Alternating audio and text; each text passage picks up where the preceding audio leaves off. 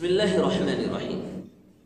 جس طرح انسانی جان کو بچانے کے لیے کھانا پینا ضروری ہے، اسی طریقے سے انسانی صحت کو صحیح اور برقرار رکھنے کے لیے پیشاب پخانا بھی ضروری ہے، اور اس کے لیے ٹوائلٹ کا، شوچالے کا، پخانے گھر کا استعمال کرنا پڑتا ہے۔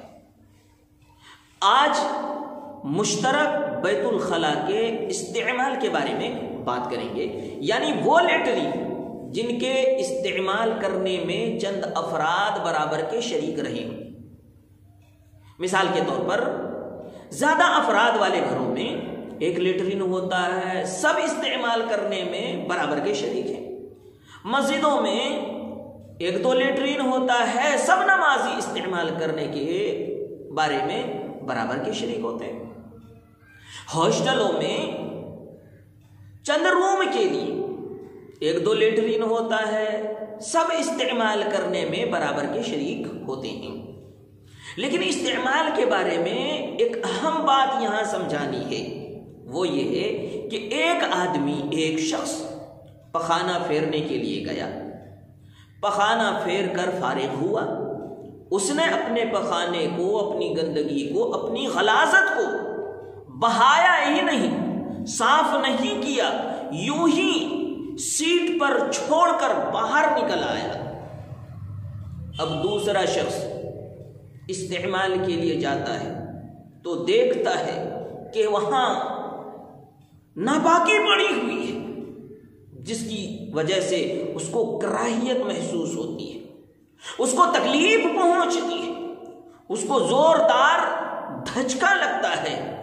کبھی یہ دھچکا مارا ماری، گالی گلوچ، ہاتھا پائی کی نوبت تک آ جاتی ہے، کیونکہ پخانہ کوئی چھوڑ کے جاتا ہے، نام کسی اور کا لگ جاتا ہے، پھر ببنڈر کھڑا ہو جاتا ہے۔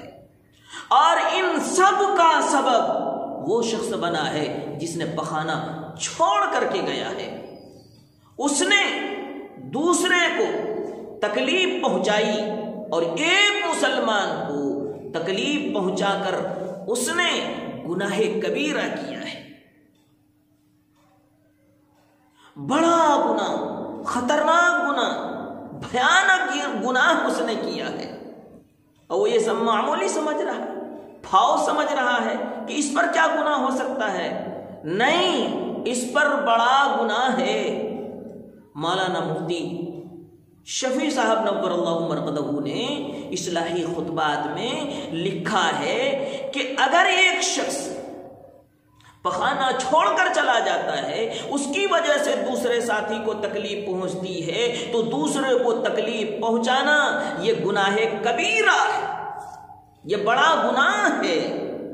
لہذا ایسی حرکت کرتے وقت 100 مرتبہ ہر ایک انسان کو، چاہے مرد ہو، عورت ہو، بچہ ہو، بچی ہو، یہ سوچے کہ میرے اس کرتوت پر اور میرے اس گھنونے عمل پر میرے ہی کھاتے میں گناہ کبیرہ لکھا جا رہا ہے، بھیانک گناہ لکھا جا رہا ہے، خطرناک گناہ لکھا جا رہا ہے۔ اور اب تو حال یہ ہے کہ اس کو گناہ ہی سمجھتے نہیں ہیں، تو توبہ کیوں کرے؟ یوں ہی نامہ اعمال میں گناہ لے کر کے دنیا سے جا رہے ہیں، فکر تک نہیں ہوتی ہے۔ لہذا ہمیں اس کی بڑی فکر کرنی ہے کہ اپنی ناپاکی کو صاف کرنا ہے، دوسروں کو تکلیف سے بچانا ہے۔ مولانا مفتی شفیع صاحب نور اللہ مرقدہ فرماتے ہیں کہ دوسروں کو تکلیف سے بچانا یہ دین کا حصہ ہے، لہذا دینداری اسی میں ہے کہ اپنی گندگی کو، اپنی غلاظت کو، اپنی ناپاکی کو صاف کر لیں۔ پیارے نبی صلی اللہ علیہ وسلم نے بھی عمل کر کے دکھلایا کہ ایک یہودی نے آپ کے پاک بستر پر ناپاکی ڈال دی اور اس بستر کو خراب کر دیا۔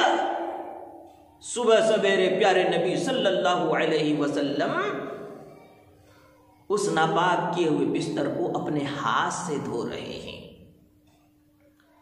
مولانا حسین احمد مدنی رحمت اللہ علیہ ٹرین میں ایک مرتبہ سفر کر رہے تھے، وہاں بھی سگریٹ کا چند ڈبہ ڈبہ لے کر کے ٹرین کے لیٹرین کو، ٹرین کے شوچالے کو صاف کیا۔ مولانا نظام الدین تونسوی رحمت اللہ علیہ نے کسی سے پوچھا کہ یہ کھدڑ پوش کون ہے؟ اس نے کہا یہ مولانا حسین احمد مدنی رحمت اللہ علیہ ہیں۔ وہ فوراً آپ کے پاؤں پر آ کے گرتا ہے، رونے لگتا ہے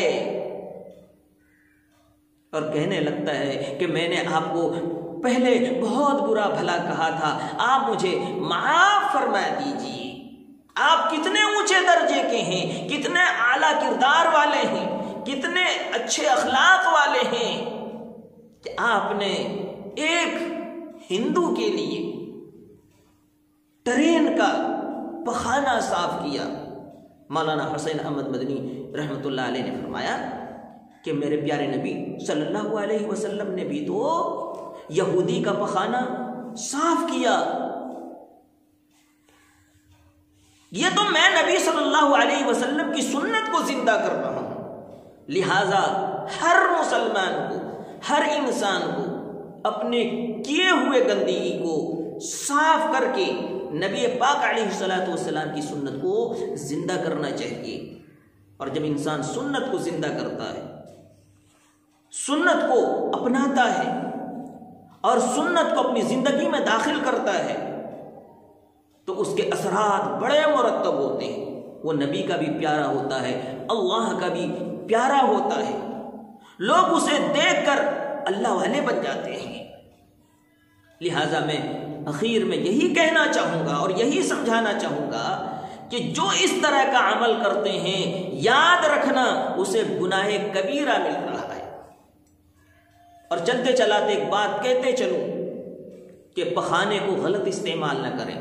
کبھی ہم گل کرتے ہیں اس کا ڈبہ، کبھی منجن کرتے ہیں اس کا ڈبہ، کبھی کولگیٹ کرتے ہیں اس کا ڈبہ، صابن سے ہاتھ دھوتے ہیں جہاں رکھنا تھا وہاں نہیں رکھا، نیچے رکھا وہ اندر چلا گیا، بیڑی اور سگریٹ پیتے ہیں اس کا ٹکڑا وہیں چھوڑ کے چلے جاتے ہیں، اور اس طرح سے لیٹرین برباد ہو جاتا ہے، خراب ہو جاتا ہے۔ اور پھر یہ انسان دوسروں کے لیٹرین میں چوری چھپے پخانہ کر کے نکل آتا ہے، وہاں بھی صاف نہیں کرتا ہے اور یہاں بھی اس نے صاف نہیں کیا ہے، تو یاد رکھو یہ عمل اپنانا اللہ کے یہاں پکڑ کی بات ہو سکتی ہے۔ کیوں کہ اس سے ہر ایک کو تکلیف پہنچا رہے ہیں۔ پیارے نبی صلی اللہ علیہ وسلم نے فرمایا تھا کہ ایک انسان کی زبان سے دوسروں کو تکلیف پہنچ رہی ہے، گرچہ وہ نماز روزہ تہجد سب پڑھ رہا ہے، پھر بھی آقا نے فرمایا وہ جہنمی ہے۔